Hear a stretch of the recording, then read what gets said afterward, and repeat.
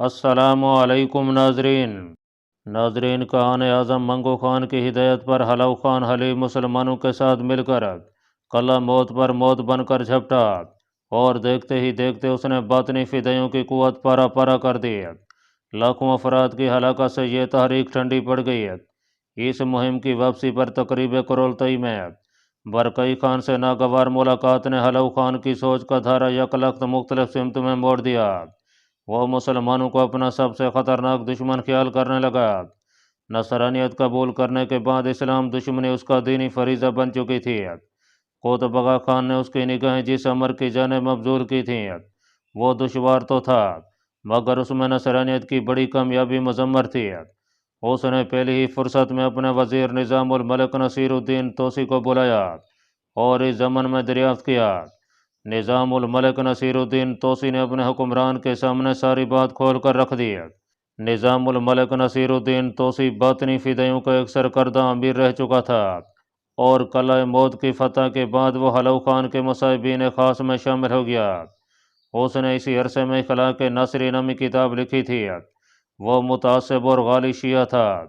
حلو خان کے سامنے جو تفصیل آئی تھی اس کے مطابق خلیفہ معتصم باللہ کا وزیر سلطنت احمد بدر الدین بن عبد الملک علقمہ حلو خان کی مدد سے خلافت عباسیہ کا خاتمہ کرنے کا متمنی تھا اور وہ حلو خان کی بغداد میں آمد کے لیے راہیں ہموار کرنے پر تہ دل سے تیار تھا۔ حلو خان کے لیے اس خصوصی مدد کا ایک سبب وزیر سلطنت ابن علقمہ کی خلیفہ معتصم باللہ کے فرزند کلام ابو بکر محمد کے ساتھ دلی رنجش تھی۔ ابو بکر محمد امیر المومنین کا جانشین بھی تھا اور بڑا بہادر جنگجو اور دانا شخص تھا۔ وہ طویل عرصے سے تتاریوں کے بڑھتے ہوئے سیلاب کے سامنے آہنی دیوار بنا کھڑا تھا۔ حلو خان بھی اس سے نالاں تھا۔ ایک موقع پر دربار خلافت سے امیر ابو بکر محمد کو رافضی شیعہ جماعتوں کی سرکشی اختیار کرنے پر سرکوبی کے لیے متعین کیا گیا تو اس نے انہیں میدان جنگ میں عبرتناک شکست سے دوچار کیا اور بڑی جماعت کو تہ تہ کر دیا۔ میدان جنگ میں باغیوں نے اپنی قوت کمزور دیکھ کر فرار اختیار کیا اور ان کی بڑی تعداد میدان جنگ سے فرار ہو کر کرخ اور مشہد جا پہنچی۔ یہاں پناہ گیر ہونے کے بعد انہوں نے زور و شور سے اسیر و نو جنگی تیاریاں شروع کر دیں۔ ابو بکر محمد کو جب معلوم ہوا تو اس نے انہیں مزید موقع دینا مناسب نہیں سمجھا اور تیزی سے سفر کرتا ہوا پہلے کرخ جا پہنچا اور وہاں باغیوں کو چن چن کر ہلاک کیا گیا۔ اس کے بعد وہ مشہد امام موسیٰ جعفر پہنچا اور باغیوں کی قوت منتشر کرتے ہوئے پکڑے جانے والیوں کو عبرتناک سزائیں دیں اور ان کے مال و متاع پر قبضہ کر لیا۔ کہا جاتا ہے کہ ان رافضی باغیوں کو ابن علقمہ کی پشت پناہی حاصل تھی کیونکہ ابن علقمہ خود بھی غالی رافضی تھا۔ ابو بکر محمد کا یہ مرکہ ابن علقمہ کے سینے پر سانپ بن کر لوٹنے لگا۔ اس نے اپنے ہم مسلک احباب کے ساتھ مل کر ایک بڑی خوفناک سازش تیار کی۔ اس نے تتاریوں کی بربریت و فتنہ گیزی کو نظر انداز کرتے ہوئے حلو خان کو بغداد پر حملے کی باقاعدہ دعوت دے ڈالی۔ وہ یہ چاہتا تھا کہ حلو خان دندناتا ہوا بغداد میں داخل ہو اور خلیفہ معتصم باللہ کو ہلاک کر کے اہل بیت کے کسی فرد کو خلافت کی گدی پر بٹھا دے۔ حلو خان اس معاملے میں کسی جلد بازی سے کام نہیں لینا چاہتا تھا۔ اس نے ابن علقمہ کی دعوت کو اپنے موافق تدبیروں کی تعمیل پر مشروط کر دیا۔ نظام الملک نصیر الدین توسی بھی غالی شیعہ تھا۔ وہ اس معاملے میں منتظم کے فرائض انجام دیتے ہوئے ابن علقمہ کو ہدایات جاری کرتا رہا۔ ابن علقمہ نے نظام الملک نصیر الدین توسی کو یہ باور کرایا تھا کہ عباسیوں کی خلافت کے خاتمے کے بعد حق کی خلافت ہم اہل بیت کی جانب منتقل کر دیں گے کیونکہ یہ انہی کا حق ہے جو پہلے امیوں نے اور پھر عباسیوں نے ان سے حربوں اور حیلوں سے چھین لیا تھا۔ نظام الملک نصیر الدین توسی اہل بیت سے بڑی عقیدت رکھتا تھا۔ اس جذبے کے تحت وہ ابن علقمہ کی سازش میں اس کے ساتھ مل گیا۔ حلو خان نے اس کام کے ابتدائی مرحلے میں چھوٹے چھوٹے دستوں پر مشتمل لشکر حدود خلافت کے شہروں میں روانہ کرنا شروع کر دیے۔ وہ اس امر سے اندازہ لگانے کی کوشش کر رہا تھا کہ بغداد پر حملہ کرنے پر اسے کیسا رد عمل دیکھنے کو مل سکتا ہے۔ عراقی شہروں پر تتاری غارت گری کے نتیجے میں سلیمان شاہ ایوانی ترکمان نے امیر ابو بکر محمد کے ساتھ مل کر عسکری قوت کا استعمال تیز کر دیا اور آگے بڑھ کر تتاریوں کو پے در پے شکستیں دیں تو حلو خان خاصا پریشان ہو گیا۔ اس نے تتاریوں کے روب و دبدبے کی گرتی عمارت دے کر خود میدان میں نکلنے کا فیصلہ کیا اور تیزی سے بلاد عراق کی جانب روانہ ہو گیا۔ امیر موصل بدر الدین لولو کو جب حلو خان کی آمد کی بابت معلوم ہوا تو وہ خود اس کے پاس پہنچا اور اپنے خلیفہ سے ذاتی دشمنی کا حوالہ دے کر اطاعت پیش کر دی۔ حلو خان کے سامنے بس ایک ہی خواب تھا، بغداد پر قبضہ۔ اس نے امیر موصل بدر الدین لولو کے سامنے یہ کڑی شرط رکھی تو اس نے خوش دلی و شکر گزاری کے ساتھ اسے قبول کرتے ہوئے امیر المومنین سے لا تعلقی کا اعلان کر دیا۔ وہ پہلے بھی امیر المومنین کو دل سے پسند نہیں کرتا تھا اور اس کی ریاست میں تمام خطبوں میں امیر المومنین کا نام نہیں لیا جاتا تھا۔ حلو خان نے امیر بدر الدین لولو کی اطاعت کو نیک شگون قرار دیا اور بغداد کے قریبی علاقوں میں اپنے سپاہیوں کے دستے تعینات کر دیے۔ حلو خان کی روانگی اور بغداد پر حملے کی رضامندی کی اطلاع پا کر ابن علقمہ نے خلیفہ معتصم باللہ کے سامنے سپہ کے اخراجات کا ایسا رونا رویا کہ خلیفہ پریشان ہو کر رہ گیا اور اس نے دریافت کیا کہ ان اخراجات کی ادائیگی کیسے ممکن ہے۔ ابن علقمہ نے مسلمان سپاہیوں کی جانب اشارہ کرتے ہوئے اسے آگاہ کیا کہ ایک خطیر رقم ان کی ماہانہ تنخواہوں پر خرچ ہوتی ہے اور وہ بیکار بیٹھ کر مفت کی تنخواہ پا رہے ہیں، حالانکہ بغداد کے گرد و نواح میں امن و امان کی فضا قائم ہے۔ پرامن حالات میں اتنی بڑی سپہ کا رکھنا سراسر خسارے کا سودا ہے اور بیت المال پر مفت کا بار ہے۔ خلیفہ معتصم باللہ نے اس کی بات سن کر مناسب اقدامات اٹھانے کی ہدایت کی۔ اس نے دربار خلافہ سے اپنے اختیارات کے کھلے استعمال کی اجازت پاتے ہی سپاہیوں کے کچھ حصوں کو دور دراز مختلف مقامات پر ہیلوں بہانوں سے روانہ کرنا شروع کر دیا اور سپاہیوں کی بہت بڑی تعداد کو جبری طور پر برطرف کر کے گھروں کو بھیج دیا۔ سپہ نے وزیر سلطنت کے فیصلے پر احتجاج کرنا چاہا مگر ان کی بات سننے والا کوئی نہیں تھا۔ اس وقت وزیر ابن علقمہ کے خونخوار پنجے بے حد مضبوطی سے ہر سو گڑے ہوئے تھے، کوئی اس کے سامنے دم مرنے کی جرات نہیں کر سکتا تھا۔ خلیفہ معتصم باللہ تک اس کے غلط اقدامات کی حقیقت نہ پہنچ سکے، اس کا بھی اس نے الگ انتظام کر رکھا تھا۔ خلیفہ کے رفقا میں زیادہ تر اس کے مخبر موجود تھے جو پل پل کی خبریں اس تک پہنچایا کرتے۔ امیر المومنین معتصم باللہ شاہی محل کی چار دیواری میں مقید باہر کی دنیا سے بے خبر و بے فکر اپنے ذوق محفل میں مگن رہتا تھا۔ اس کے خیر خواہ رفقا میں سے بھی کسی کو اتنی جرات نہیں تھی کہ وہ ابن علقمہ کا پول اس کے سامنے کھول پاتے۔ جبری فارغ شدہ مسلمان سپاہیوں نے بغداد کے گلی کوچوں میں خوب ہنگامہ آرائی مچی مگر جب انہوں نے اپنے احتجاج کی دال گلتی نہ دیکھی تو بے بسی و بے چارگی سے اپنے اپنے گھروں کو لوٹ گئے۔ سپاہیوں کا تقریباً 80% حصہ مختلف علاقوں سے آ کر لشکر میں شامل ہوا تھا۔ ان کے جانے سے بغداد خالی خالی سا دکھائی دینے لگا۔ ابن علقمہ نے بغداد کے حالات تتاری حملے کے موافق سازگار کر دیے تھے۔ اب بغداد حلو خان کو پکے ہوئے پھل کی مانے دکھائی دینے لگا۔ ناظرین، بیبرس فرت ہیرا سے زمین پر پڑے شخص کی جانب دیکھ رہا تھا۔ وہ کوئی اور نہیں تھا بلکہ اس کے قافلے کا ہی ایک تاجر تھا۔ اس کا حلیہ بے حد خراب دکھائی دے رہا تھا، منہ سے خون بہہ رہا تھا اور کپڑے قریباً تار تار ہو چکے تھے۔ بیبرس کو اس کی حالت پر تعجب ہوا۔ لوگوں کا ایک گروہ اسے اپنا نرغے میں لیے ہوئے تھا۔ بیبرس آگے بڑھا۔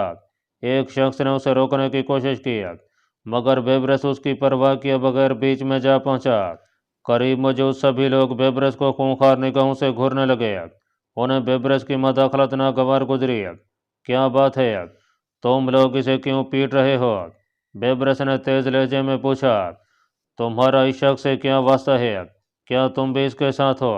ایک شخص تینگ کر بولا۔ یہ میرے قافلے کا ایک معزز فرد ہے، اس لیے مجھے یہ پوچھنے کا پورا اختیار ہے کہ تم لوگوں نے اس کی یہ حالت کیوں کی ہے۔ بیبرس سرد لہجے میں بولا۔ مارو اسے بھی مارو، یہ اس کا ساتھی ہے اور ہمیں الو بنا کر اسے چھڑانے آیا ہے۔ ان میں ایک شخص چیختا ہوا بولا۔ اس کی بات سن کر دو افراد جوش میں آگے بڑھے تاکہ وہ بیبرس کو نشانہ بنا سکیں۔ بیبرس نے صورتحال کو اپنے خلاف جاتے دیکھ کر تیزی سے اپنی تلوار بے نیام کی اور ایک ہی وار میں بڑھنے والے دونوں افراد کو ہلکا ہلکا سا زخمی کر دیا۔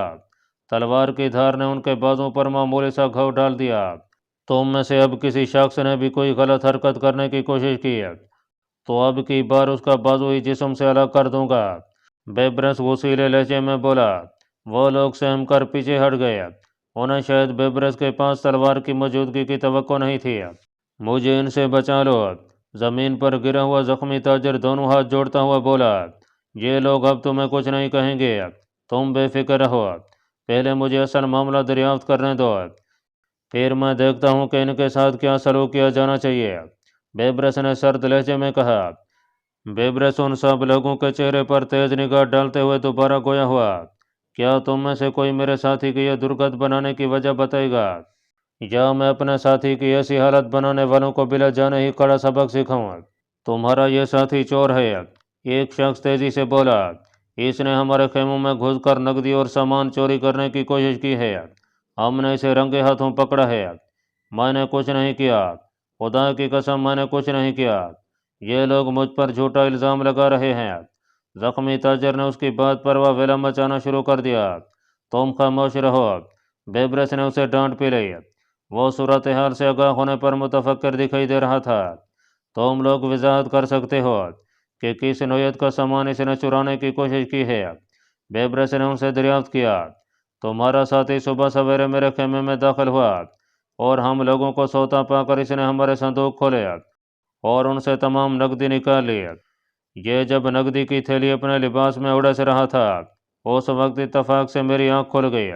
میں نے جب اپنے خیمے میں اجنبی کو دیکھا تو مجھے صورتحال سمجھنے میں دیر نہیں لگی، بس میں نے اسے دبوچ لیا اور شور مچا دیا۔ پھر یہ سب لوگ بھی وہاں پہنچ گئے اور ان میں سے ایک شخص آگے بڑھ کر بتانے لگا، نقدی کی تھیلی تم میں سے کن لوگوں نے پکڑے گئے شخص کے پاس دیکھی تھی؟ بیبرس نے سوال کیا۔ ان میں 3 افراد نے ہاتھ سے اشارہ کیا۔ بیبرس نے اکا دکا سوال کے بعد زخمی تاجر کی جانب توجہ مبذول کی، جو کہ خوف زدہ نگاہوں سے سب لوگوں کو دیکھ رہا تھا۔ تمہیں یہ حرکت کرنے کی ضرورت کیوں پیش آئی؟ بیبرس تلخی سے بولا، خدا کی قسم ایسی کوئی بات نہیں ہے، یہ سب لوگ جھوٹ بول رہے ہیں۔ وہ ہچکچاتا ہوا بولا، فضول آدمی، یہ سب لوگ تمہاری اس حرکت کے گواہ ہیں، اگر تمہیں قاضی کے پاس گھسیٹ کر لے جائیں تب بھی تم بچ نہیں سکو گے۔ اتنی شہادتیں سن کر تو قاضی بلا توقف تمہارے بارے میں وہی فیصلہ سنائے گا جو کسی چور کے لیے سنایا جاتا ہے۔ تمہاری بہتری اسی میں ہے کہ سب سچ سچ بتا دو، شاید میں تمہاری کوئی مدد کر سکوں۔ بیبرس تیز لہجے میں بولا۔ بیبرس، یہ حرکت اس نے ہی کی ہوگی، یہ پہلے بھی ایسی حرکتوں کا مرتکب ہو چکا ہے۔ ایک بار تو اسے قاضی نے سخت جرمانے کی سزا بھی دی تھی، مگر یہ اپنی حرکتوں سے باز نہیں آتا۔ بیبرس کے ایک ساتھی تاجر نے آگے بڑھ کر گواہی دی۔ اس کی صورت دیکھتے ہی زخمی تاجر کا چہرہ بالکل بجھ گیا۔ بیبرس کو یقین ہو چکا تھا کہ یہ شخص پکڑے جانے پر جان بوجھ کر جھوٹ بول رہا ہے۔ میں تمہیں آخری موقع دے رہا ہوں کہ سچ بتا دو، ورنہ میں تمہیں ان لوگوں کے حوالے کر کے واپس لوٹ جاؤں گا، پھر چاہے یہ لوگ تمہاری بوٹیاں نوچ ڈالیں، مجھے کوئی پرواہ نہیں ہوگی۔ مجھ سے غلطی ہو گئی ہے، میں گزشتہ کئی دن سے بے حد پریشان تھا، کیونکہ میرا سارا مال نفع سمیت لوٹ چکا تھا اور میں یوں خالی ہاتھ منہ لٹکا کر واپس نہیں جانا چاہتا تھا، اس لیے میں نے ان لوگوں سے اپنی محرومی کا بدلہ لینا چاہا تھا۔ وہ بیبرس کی دھمکی سے مرعوب ہو کر ایک ہی سانس میں بولتا چلا گیا، کیا تمہیں خدا کی قدرت پر یقین باقی نہیں رہا تھا؟ بیبرس دانت پیس کر بولا، میں بے حد شرمندہ ہوں۔ وہ مختصراً بولا، میرے خیال میں تم لوگ اسے کافی سزا دے چکے ہو، تمہارا مال بھی تمہیں واپس مل چکا ہے، اب مزید مار پیٹ کا کوئی فائدہ نہیں، اور تم بھی کان کھول کر سن لو، تم اب ہمارے قافلے کے ساتھ سفر نہیں کر سکتے، یہ میرے پاس کچھ نقدی ہے، یہ لو اور اپنا راستہ ناپو۔ بیبرس نے زخمی تاجر کی جانب ایک تھیلی اچھالتے ہوئے اپنا فیصلہ سنایا۔ وہ لوگ بیبرس کی بات سن کر اپنے اپنے خیموں کی جانب لوٹنے لگے۔ کچھ ہی دیر میں وہاں چھئی ہوئی بھیڑ چھٹ گئی۔ بیبرس بھی اپنے ساتھیوں کے ساتھ اپنے خیموں میں واپس لوٹ آیا تھا۔ ناشتے سے فارغ ہوتے ہی بیبرس کے قافلے نے خیمے سمیٹ لیے اور وہاں سے روانگی اختیار کی۔ دن کی پہلی ساعت میں ان کا قافلہ انطاکیہ کی حدود میں داخل ہو چکا تھا۔ انطاکیہ کی سرحد پر موجود دوسرے قافلے بھی ایک ایک کر کے وہاں سے چلتے بنے۔ زخمی تاجر کا سارا جسم پھوڑے کی مانے دکھ رہا تھا اور کافی خون بہہ جانے سے اس کی حالت خاصی بگڑ چکی تھی۔ اسے تیمارداری کی ضرورت تھی، مگر کوئی اس کی جانب دیکھنے کا بھی روداد نہیں تھا۔ سب لوگ اس پر نگاہ غلط ڈالتے ہوئے وہاں سے رخصت ہوتے گئے۔ زخمی تاجر زمین پر پڑا ان سے مدد کی بھیک مانگتا رہا، مگر ان لوگوں کی نگاہ میں اس کا جرم اتنا بڑا تھا کہ معافی کی صورت باقی نہیں بچی تھی۔ اس نے بیبرے سے ملی نقدی کا لالچ دیتے ہوئے انہیں خود ان تک پہنچانے کی صدا کی، مگر کوئی اسے اپنے قافلے میں شامل کرنے کو تیار نہیں ہوا۔ ناظرین، وہ بڑی تیزی سے اندر داخل ہوا۔ اس کی حالت بتا رہی تھی کہ وہ بغیر رکے طویل فاصلہ طے کر کے وہاں پہنچا ہے۔ بالوں میں اٹی ہوئی دھول اور کپڑوں کی ناگفتہ حالت نے اس کا حلیہ کافی حد تک مضحکہ خیز بنا رکھا تھا۔ کمرے میں موجود شخص اس کی حالت دیکھ کر متفکر سا دکھائی دینے لگا۔ اس نے ہاتھ کے اشارے سے آمد کی وجہ دریافت کی۔ کان اعظم اقبال بلند ہو، میں بلا رکے سمرقند سے سیدھا چلا رہا ہوں۔ میرے ہمراہ ایک اہم مگر بڑی افسوسناک اور روح فرسا خبر ہے۔ اجنبی نے تعظیم دیتے ہوئے کہا، کیا اس خبر کا سننا ہمارے لیے واقعی اہم ہے؟ میں اپنی جان کی امان چاہوں گا۔ اجنبی مؤدب لہجے میں بولا، جہاں اتنی بری خبریں سننے کو ملتی ہیں وہاں ایک اور صحیح۔ آپ کے تیازاد بھائی حلو خان نے ایک بڑے لشکر کے ساتھ مرکز اسلام بغداد کا محاصرہ کر لیا ہے اور وہ نصرانیت کے الزام میں بغداد کو تباہ کرنے کا ارادہ کیے ہوئے ہے۔ وہ تیزی سے بولتا چلا گیا، یہ کیا کہہ رہے ہو؟ اردو زرعی کا کان اعظم برکئی خان اس کی بات کی تاب نہ لاتے ہوئے اپنی جگہ سے اٹھ کھڑا ہوا۔ اجنبی کی اجرت امیز آمد کو اس نے اس قدر گمبھیر تصور نہیں کیا تھا۔ اس کے ذہن کے پردوں پر کسی ولی شہر کی بغاوت کا عکس موجود تھا۔ مرکز اسلام کی جانب سے کیسا رد عمل دکھائی دے رہا ہے؟ برکئی خان نے کچھ توقف کے بعد سوال کیا۔ کان اعظم، بغداد کی صورتحال کے بارے میں جو اطلاعات ہم تک پہنچی ہیں ان کے مطابق وہاں کی حالت کچھ زیادہ اچھی نہیں ہے۔ سننے میں آیا ہے کہ حلو خان نے دربار کی کسی بڑی شخصیت کو اپنے دام فریب میں پھنسا رکھا ہے اور وہ بھرپور انداز میں اس کے لیے آسانیاں پیدا کر رہا ہے۔ اجنبی نے جواب دیا، کیا دوسری مسلمان ریاستوں کے سلطانوں نے کچھ نقل و حرکت کی ہے؟ برکئی خان نے پوچھا۔ حلو خان نے سب سے پہلے بغداد کے گرد و نواح کے سلطانوں کو اطاعت گزار بنایا ہے اور وہ سب امیر المومنین کے خلاف اس کے جھنڈے تلے دکھائی دے رہے ہیں۔